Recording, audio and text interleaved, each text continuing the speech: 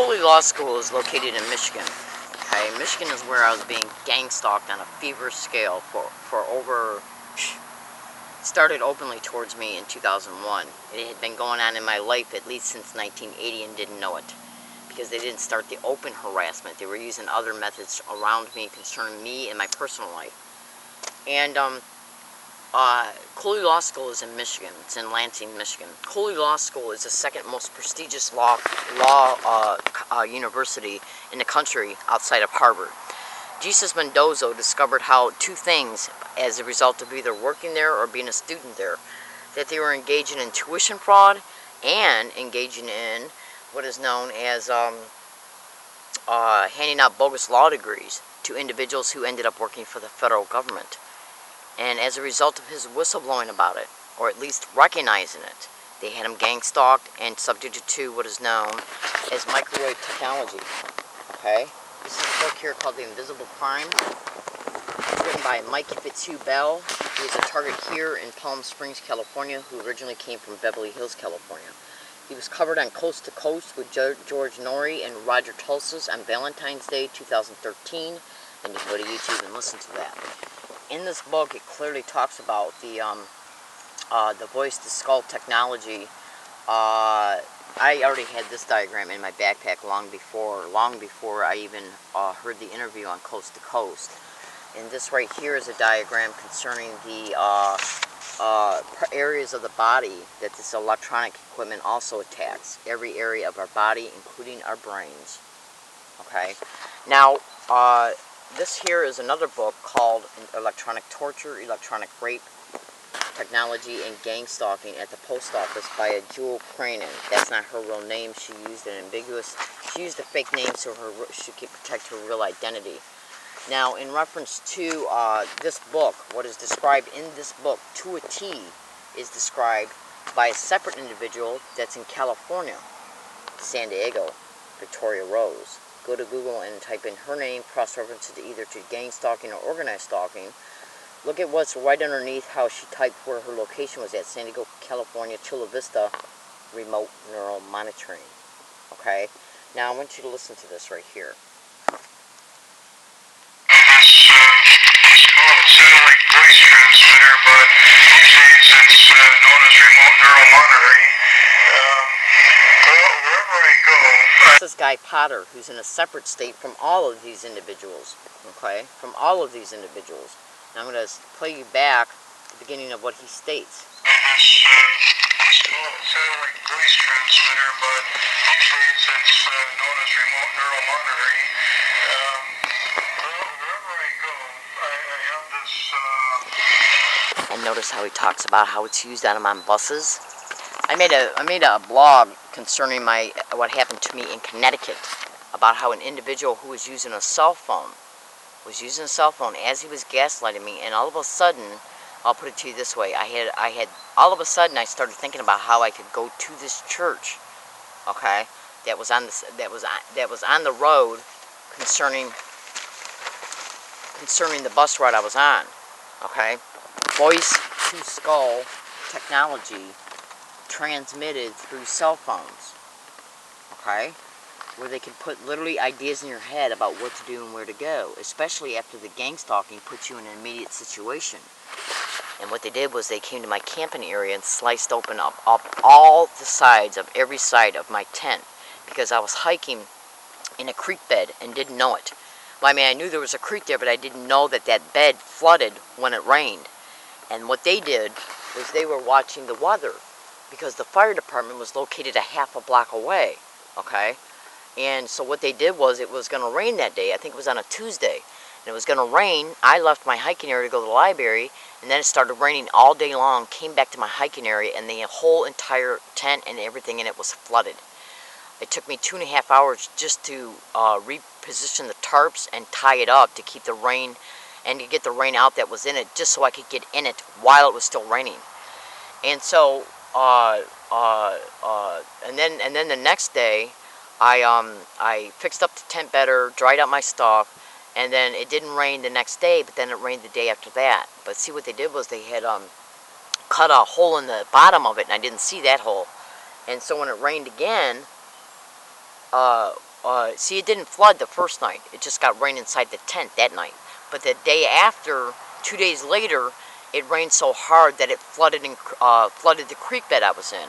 And the water got inside the tent because of the hole that they cut in the bottom and I didn't see. Okay? So as a result, I had to call the fire department to get me up and get me out of there. Then they took me to the hospital. Yeah.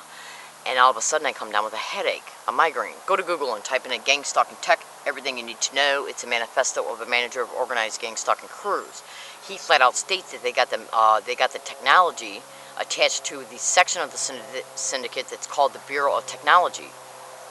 He flat out states that they have the technology to create artificial headaches. I get to the hospital by the fire department, who was already gaslighting me everywhere I went with fire truck sirens, and that can be Googled. So I come down with a headache at the hospital. I get out of the hospital. I go to a laundromat to dry the clothes I had on, and went from there and then got on that bus and was going to go back to my campsite. Then they have people on the bus saying, yeah, it rained so hard that certain areas got flooded out, and they're still flooded out. Trying to put the idea in my mind that I wasn't even going to be able to go back and camp at that same spot while I got a blown up migraine. Okay? And then all of a sudden I get an idea in my head to go to this Baptist church, which is what I did. They sent me to a homeless shelter where I was gang stalked on a feverish scale. And that homeless shelter was directly connected to, hang on.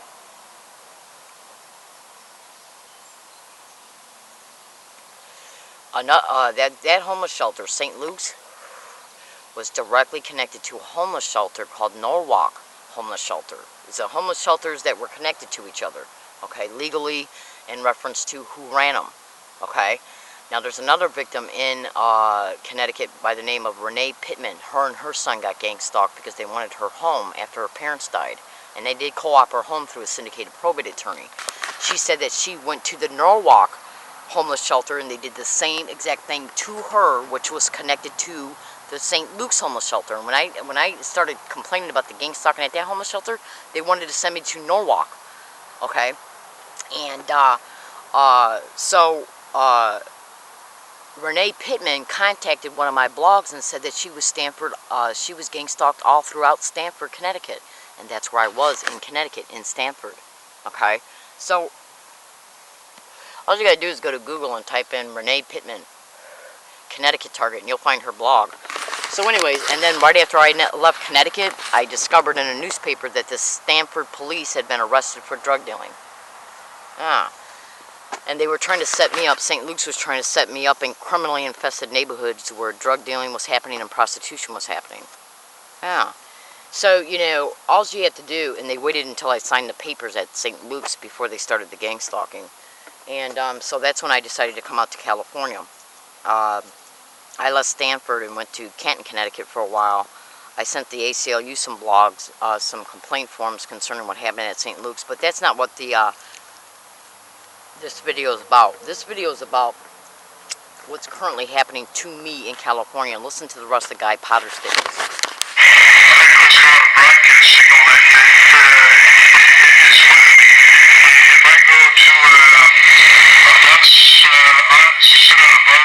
Someone has a cell phone, the next thing I know, this person will be able to hear slander on his phone. He'll probably start acting erratic, maybe a few times. All because this other person thinks he's God and is able to track onto this person's cell phone and spread slander. It's a hell of a technology, this remote neural monitoring, and it has a capability of reading a person's thoughts, tracking onto cell phones, headsets, televisions, any electronic device, as far as I know, this individual is able to track onto. And I wouldn't mind if he's just going to watch me or something, but the tracking on and the harassment, it's a little much, you know. I'm a disabled veteran, and, you know, I thought I live in America, not a society that will attack its own citizens. You know, if I've committed some crime, let me know. I'm not a felon, and what they're doing here guess it's called, gets wrong, and I'm really against what they're doing with this remote neural monitoring. I've built several charges with the police, FBI, FCC, just about any agency I can think of. I've filed charges, and it hasn't helped. I've been to attorneys. I just can't understand the society we live in with no one investigating this unless they have something to do with it and are told not to. This is a situation with me is that I'm a disabled veteran and I am harassed on a daily basis, 24/7, with this individual that is able to track onto people's cell phones and intercoms and headsets and harass me as if he's God telling these people what to do. And I don't know whoever invented this type of technology, but it is definitely not for the good of people, I can say that. And I have seen a tourist attacked in the street. I've seen, it's as if this guy is God telling the first person he can find to act erratic or to taunt or to have race problems, just about whatever you can think of, this person is able to convince people of doing. And there's got to be a way to stop it. And I really pray to God that someone is able to stop it before I die. This is my story. My name is Guy, and God bless everyone. Have a good day. Okay, and this file has to do with how they went after Jesus Mendoza and his children, little itty bitty children. I'm talking about children that were between the ages of 1 and 7. 10 years ago, Jesus Mendoza, a resident of Mission, Texas, accused the law school in Michigan that he was attending of a sort of tuition fraud directed towards minorities. Around the same time, he started to suffer from some pretty bizarre health problems. Jesus believed that he was being attacked by satellite radiation. He believed the attacks were being perpetrated by friends and alumni of the law school, who are now members of the federal government. He's responded by spending the past decade suing. Okay, now you notice how he said satellite technology, satellite radiation? Listen to what Guy Potter says at the beginning of his statements. This is called a satellite voice transmitter, but it's called a satellite voice transmitter, but these days it's known as remote neural monitoring. So, how can victims like me get any help? Do you know what they do to victims like me? Well, let me just give you a sidebar illustration concerning another factuality. We are starting to get some nationwide attention and even local attention. We've been covered on the news. Gang stalking was just recently covered in Palm Springs in December 2012 or January of 2013. It was covered by Jesse Ventura on the conspiracy theory show Brain Invaders. And Robert Becker, you can YouTube that. Robert Becker was on that show. He flat out states we're not being abused, we're being tortured. And Robert Becker is the first name that's mentioned in the resources feature of the remote neural monitoring file that's on the bottom of Freedom from Covert Harassment and Surveillance. I am harassed everywhere I go through organized stalking, gang stalking, sensitization methods. And I can't get no help because what they do is track targets. As a result of tracking a target in real time, they see where a target's at in real time, no matter if they're stationary or mobile. And as a result, they just basically use duped community members and some syndicate members to engage in the gang stalking towards a target. Okay? Sensitization, you can go to Google right now and type in organized stalking and sensitization and you'll get 3,090,000 results in 22 seconds. Okay? So that amount of results from from organized stalking, which is also called gang stalking, it's better to research it by typing in organized stalking and then on occasion cross-reference what you discover from organized stalking to gang stalking. And this right here is a printout concerning what sensitization is. Sensitization is used against every single target, where they basically just sensitize a target to a word, phrase, specific type of statement, which is usually tailored to involve some personal information about you. They'll sensitize you to physical gestures or even sounds. And what they do is sensitize targets to everyday things that everyday people do. So what they do can blend in with the normal environments where a target goes to. I'm gang stalked along all my routes, everywhere I go, every single day, and subject to overt sensitization methods by people putting their hands to their face, to their mouth, putting their finger to their mouth. A lot of Asian girls are being used when I'm around the UCSD community in La Jolla. Yes, a lot of Asian girls and Asian boys. They're either Korean or Chinese. I've even asked them as they're gaslighting me, are you a UCSD student? They say, yeah.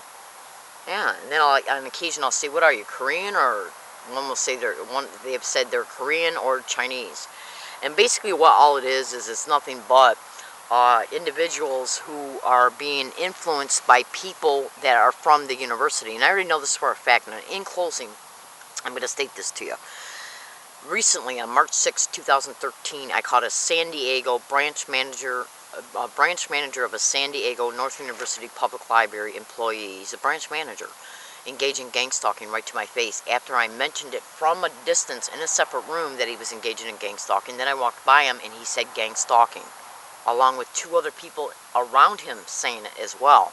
And that's how I said they repeat words or phrases around you because you've been sensitized to them. And it's their way to remind me I'm a target of this crime by constantly getting around me everywhere I go and saying gang stalker or gang stalking with, oh my God, weird or crazy. Look in this description of this YouTube video for just video proof in reference to uploaded audio files concerning what happened just 2 days ago at Rouse. I haven't even uploaded what happened after I left Rouse on the 9th or what happened yesterday when I was in Rouse. Okay? So, and you can go to Google and type in organized stalking or gang stalking in Rouse. And so, when I was going to the biomedical library using their computers from May of 2012 up until November of 2012, I was periodically sending them anonymous complaints with my name on it, but they didn't know who I was yet because I had never introduced myself personally to anybody.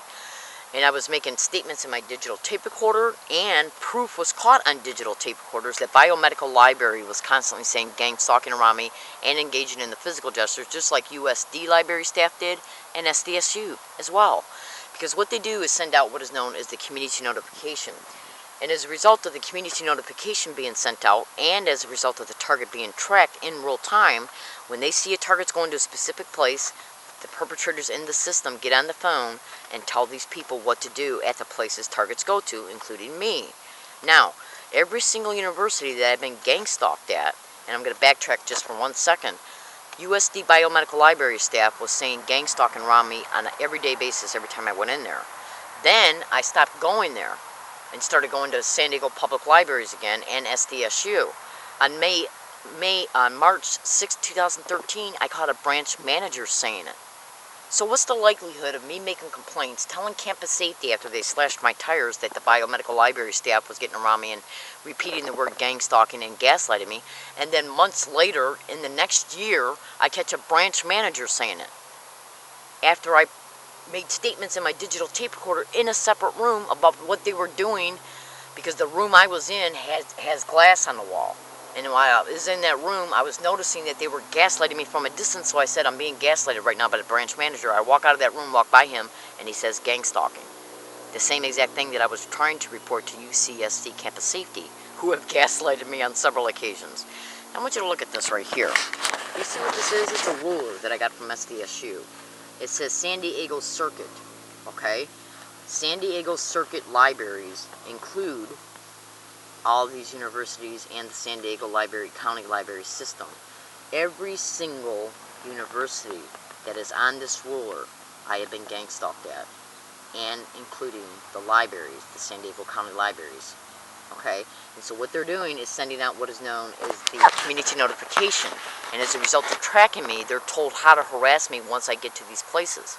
Go to Google and type in organized stalking or gang stalking and community notifications. And the campus safety at UCSD slipped one day.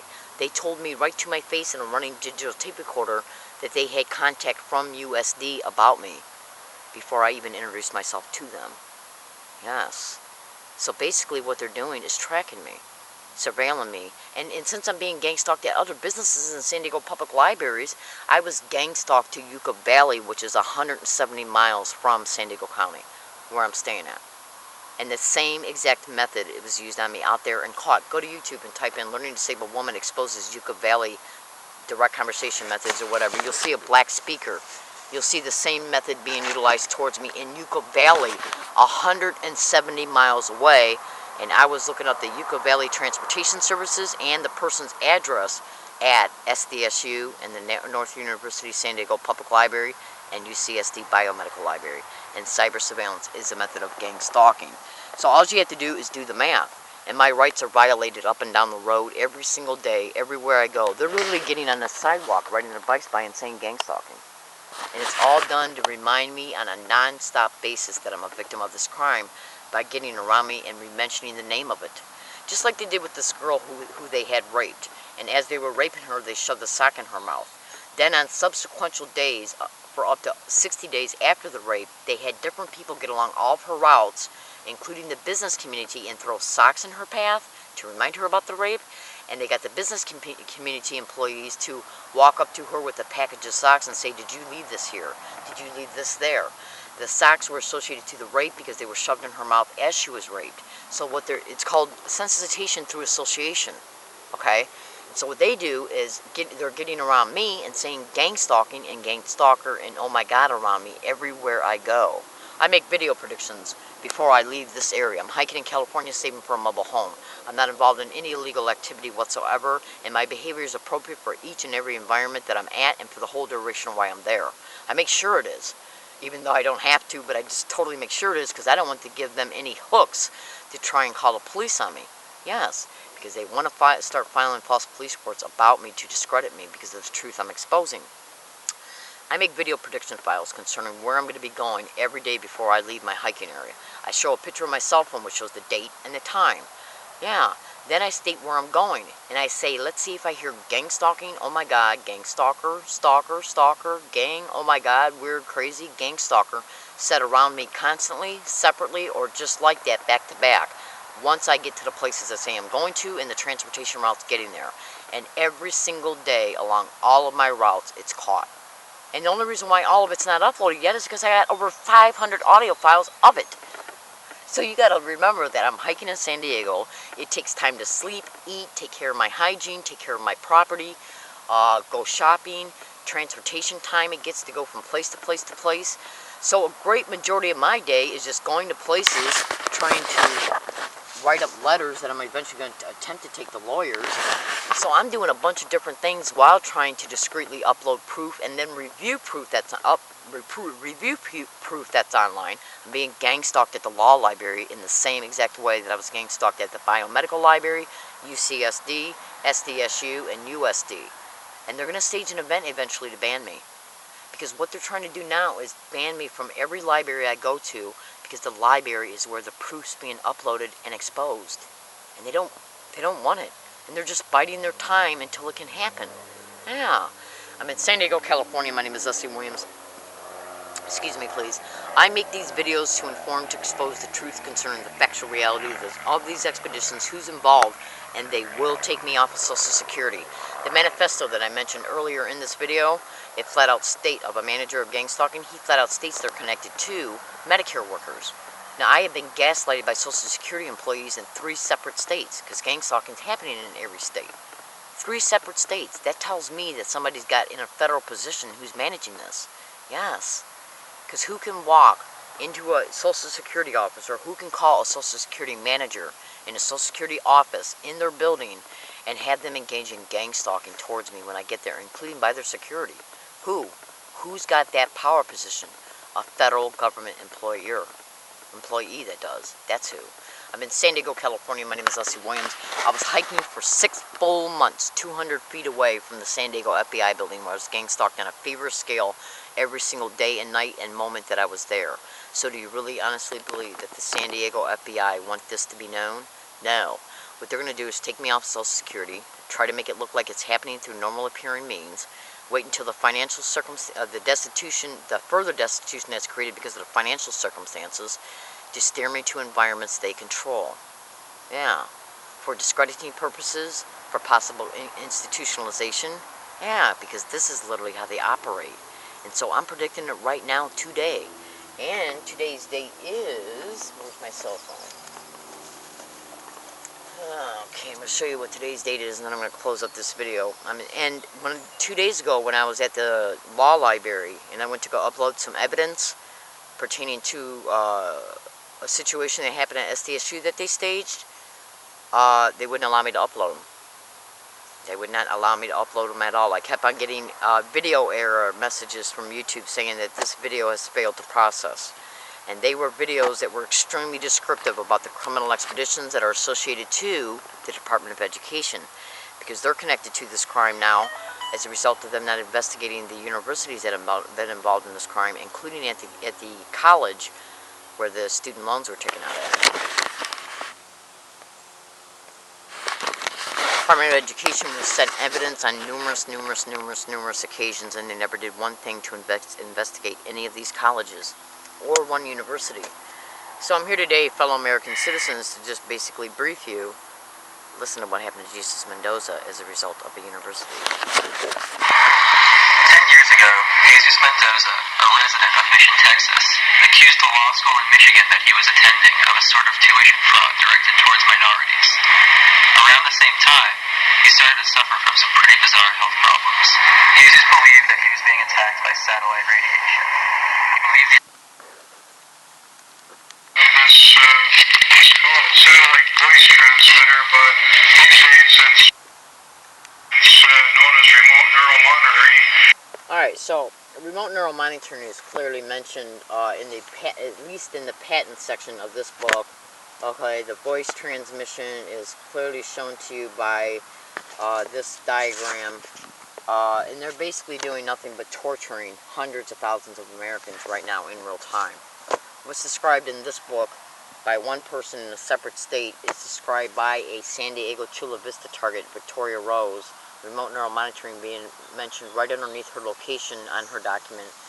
Okay, what is described in this book right here is described by Victoria Rose to a T. To a T. Okay, two separate targets in two separate states experiencing the same crime. Electronic rape has to do with the phantom touch. It's part of the remote neural monitoring capabilities, and the remote neural monitoring file can be found by going to the bottom of Freedom from Covert Harassment and Surveillance. And just to give you a tidbit of information in reference to why us targeted individuals are also being tortured, I'm going to tell you why. Go to YouTube and type in John Hall Satellite Terrorism, and especially listen to his January 2013 videos. He talks about mind uploading. Yeah, about how they're harvesting EEG spikes, EEG readouts. And the EEG readouts are in part connected to the emotional clusters, and the emotional clusters come from the emotional states that a target experiences as a result of being harassed, and that's why in part the harassment is happening. So what they can do is harvest the emotional clusters that are experienced as a result of the harassment. It's called mind uploading, reverse engineering.